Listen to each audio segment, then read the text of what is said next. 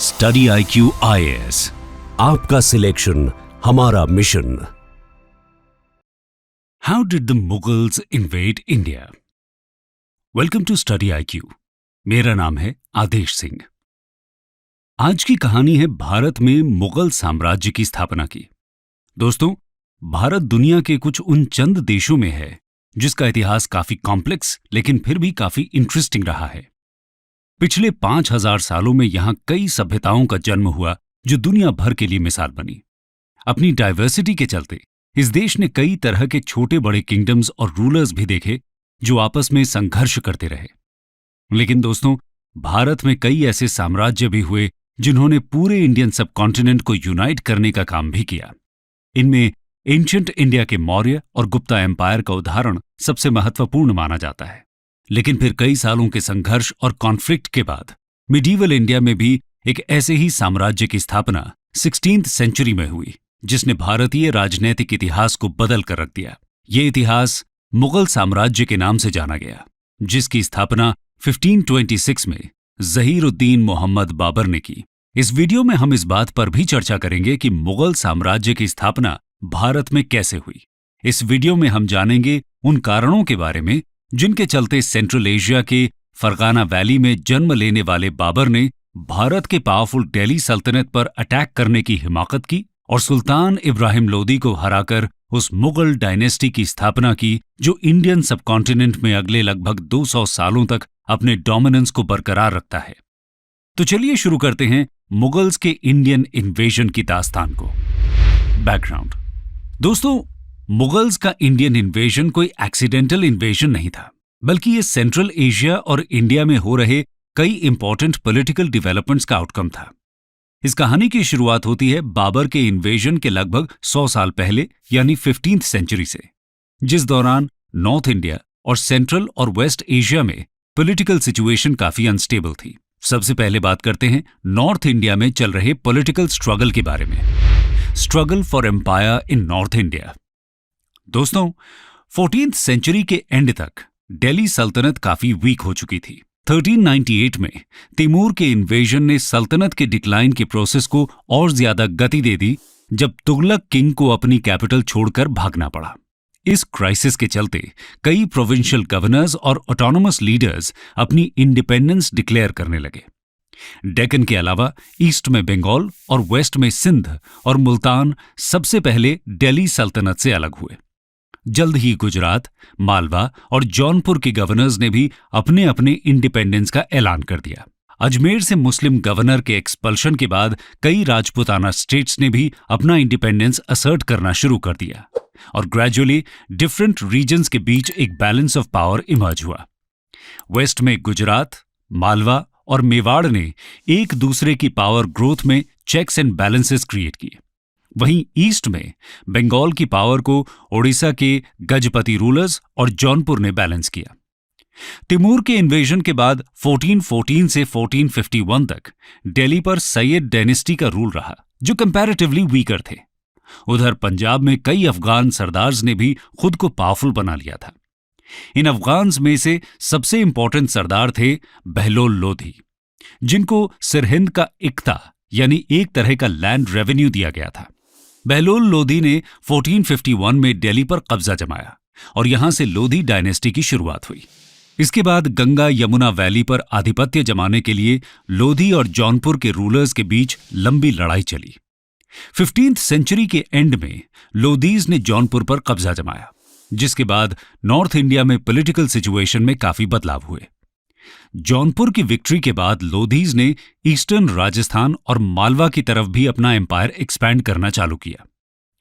इसी दौरान internal factors के कारण मालवा का डिसइंटीग्रेशन चालू हो गया। मालवा के कमजोर होते ही गुजरात, मेवाड़ और लोधीज के बीच इसके कंट्रोल को लेकर राइवलरी बढ़ गई और मालवा एक इंपॉर्टेंट जोन ऑफ कंटेंशन बन के उभरा, वैसे ही जैसे ट्राइपार्टाइट स्ट्रगल के दौर में कन्नौज एक important zone of power struggle था। ऐसा लगने लगा कि मालवा को डोमिनेट करने वाला ही नॉर्थ इंडिया का मास्टर बनेगा। 1525 तक नॉर्थ इंडिया में दो डोमिनेंट पावर्स यानी इब्राहिम लोदी ऑफ दिल्ली और राणा सांगा ऑफ मेवाड़ के बीच वर्चस्व की लड़ाई चलती रही और पॉलिटिकल सिचुएशन में रैपिड चेंजेस हुए। यही वो बढ़ती राइवलरी थी जिसके कारण कई स्कॉलर्स ये दावा करते हैं कि राणा सांगा ने रियल पॉलिटिक यूज करते हुए बाबर को भारत में इनवाइट किया ताकि इब्राहिम लोधी को डिस्ट्रॉय किया जा सके। इससे मेवाड़ नॉर्थ इंडिया के पावर टसल में विक्टोरियस किंगडम बनके उभर सकता था। लेकिन राणा सांगा ने बाबर को इनवाइट किया या नहीं, इसकी हिस्टोरिसिटी को लेकर कई डिबेट्स हैं। काउंटर आर्ग्यूमेंट्स देने वाले स्कॉलर्स कहते हैं कि एक्चुअली बाबर को पंजाब के गवर्नर दौलत खान लोधी ने इनवाइट किया था, जिसके रिश्ते इब्राहिम लोधी के साथ अच्छे नहीं थे। सच जो भी हो, लेकिन एक बात यह भी है कि बाबर सिर्फ किसी के इन्विटेशन पे इंडिया आ जाता, ये आर्ग्यूमेंट काफी वीक है, क्योंकि कोई भी रूलर बिना पॉलिटिकल कैलकुलेशंस और अपने इंटरेस्ट्स के कोई अटैक जनरली नहीं करता। इसलिए बाबर के अटैक का सबसे ज्यादा इंपॉर्टेंट कॉज नॉर्थ इंडिया में डिस्टेबलाइज्ड पॉलिटी और परपेचुअल कॉन्फ्लिक्ट ही माना जाता है, along with a similar situation in Central Asia and West Asia, जिसकी चर्चा अब हम आगे करेंगे। Central Asia and Babur. दोस्तों, 15th सेंचुरी में सेंट्रल और वेस्ट एशिया में कुछ इंपॉर्टेंट चेंजेस देखने को मिले।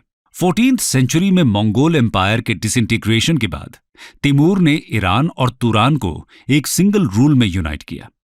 तिमूर का एम्पायर लोअर वोल्गा से इंडस रिवर तक एक्सटेंडेड था, जिसमें एशिया माइनर यानी modern Turkey, Iran, Transoxiana, Afghanistan और पंजाब का कुछ पार्ट्स इंक्लूडेड थे। 1405 में तिमूर की डेथ के बाद उसके ग्रैंडसन शाहरुख मिर्जा ने 1448 में अपनी डेथ तक उसके एम्पायर के लार्ज पार्ट को इंटैक्ट रखा। इस दौर में समरकंद और हेरात इस्लामिक वर्ल्ड में ग्रेट कल्चरल सेंटर्स के रूप में उभर कर आए। समरकंद की इंपॉर्टेंस उसके सिल्क रूट से प्रॉक्सिमिटी के चलते भी थी।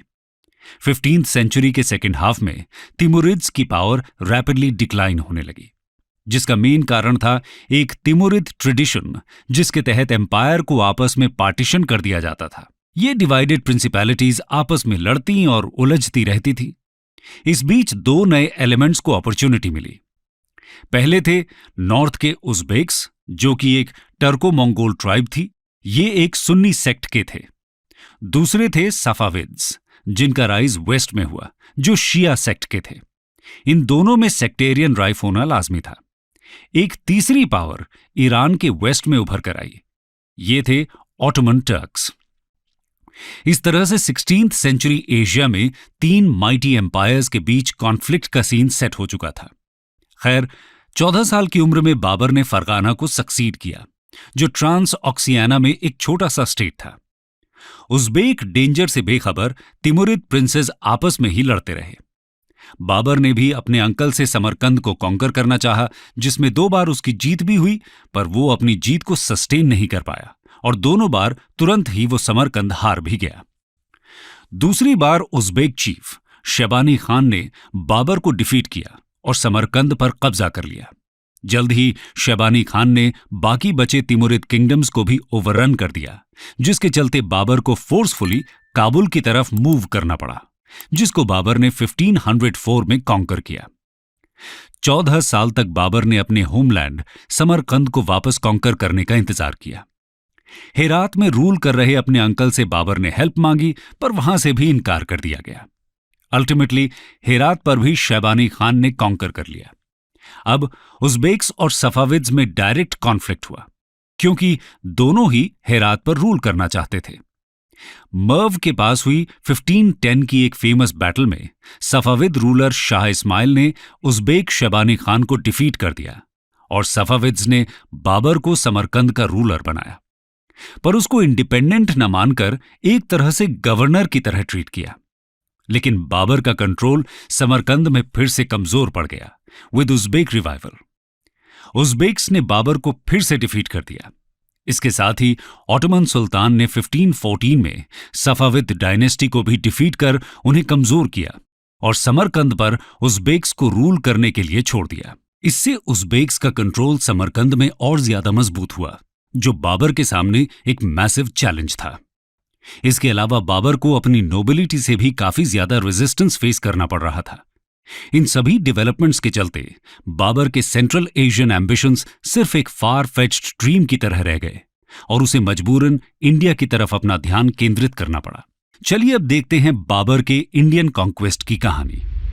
Conquest of India. दोस्तों, इंडिया ने एंशिएंट टाइम्स से ही कई फॉरेन इन्वेजन्स देखे हैं जिन्हें इंडिया के फैबुलस वेल्थ ने अट्रैक्ट किया था। बाबर को भी इंडिया की फैबुलस वेल्थ ने अट्रैक्ट किया। इंडिया गोल्ड और रिचेस का लैंड था। बाबर के एंसेस्टर तिमूर ने न सिर्फ वास्ट ट्रेजर्स को कैप्चर किया बल्कि पंजाब के कुछ एरियाज को भी एनेक्स किया था। ये एरियाज तिमूर के सक्सेसर्स के पास कई जेनरेशंस तक रहे। जब बाबर ने अफगानिस्तान को कॉन्कर किया तो उसको लगा कि इन एरियाज को कॉन्कर करना उसका लेजिटिमेट राइट है। काबुल के किंगडम से उसको कोई खास इनकम नहीं होती थी और पंजाब रिच था। ये भी कॉन्क्वेस्ट का एक कारण था। हिस्टोरियन अबुल फजल बताते हैं कि बाबर ने बदख्शान, कांधार और काबुल पर राज किया, पर आर्मी के रिक्वायरमेंट्स के लिए सफिशिएंट इनकम नहीं थी। इस लो इनकम के चलते अपने बेग्स यानी कमांडर्स और किंग्समैन के लिए भी इनकम देना मुश्किल था। इसके अलावा उज़्बेक्स से बचने के लिए भी वो इंडिया को एक रेफ्यूज की तरह देख रहा था।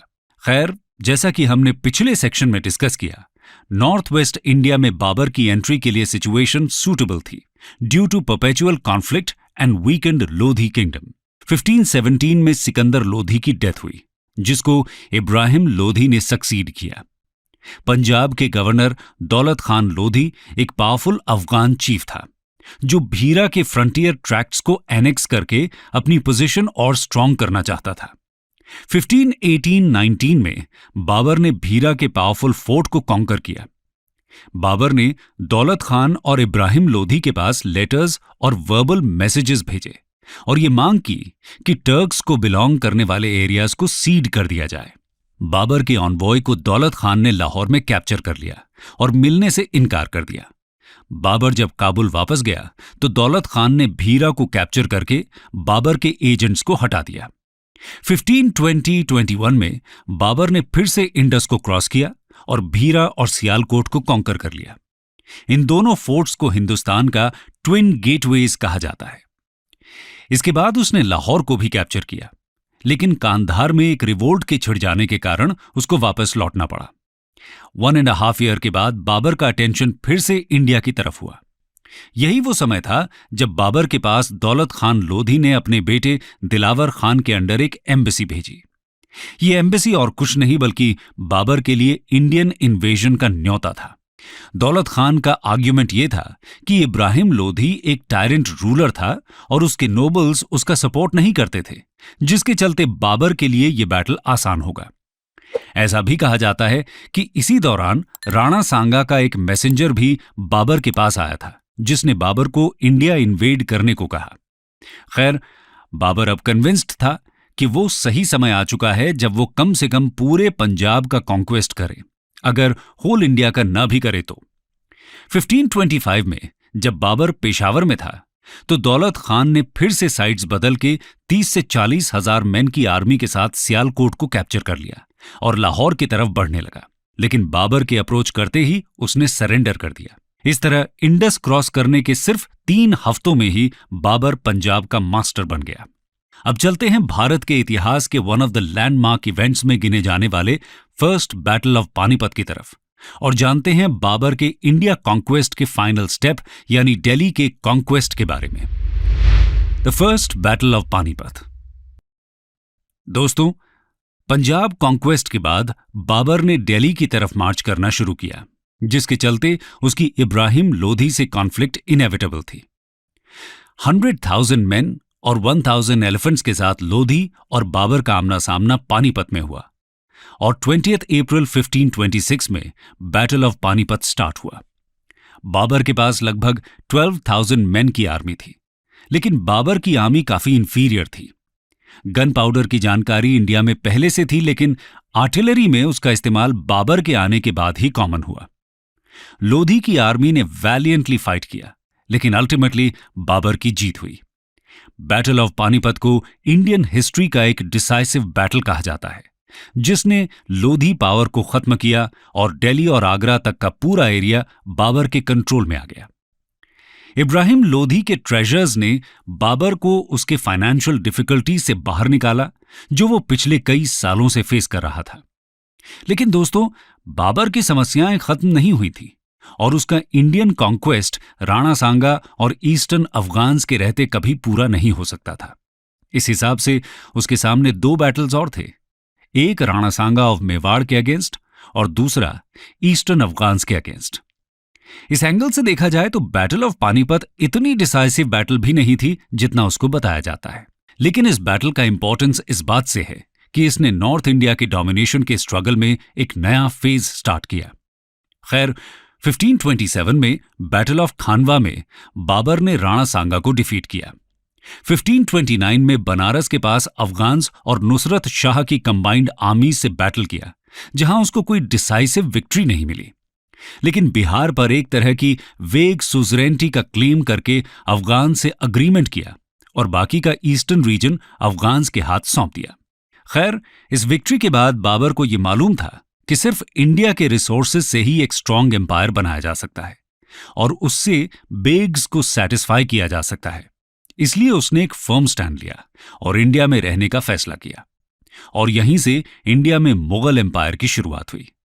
लेकिन सेंट्रल एशिया में कुछ सिचुएशंस के कारण उसको वापस काबुल लौटना पड़ा। काबुल जाते वक्त रास्ते में बाबर की डेथ हो गई। बाबर के बाद उसकी लेगेसी को उसके बेटे हुमायूं ने आगे बढ़ाया।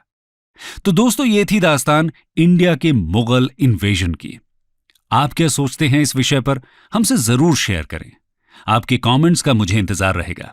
Thank you and God bless. Study IQ IAS, आपका सिलेक्शन हमारा मिशन।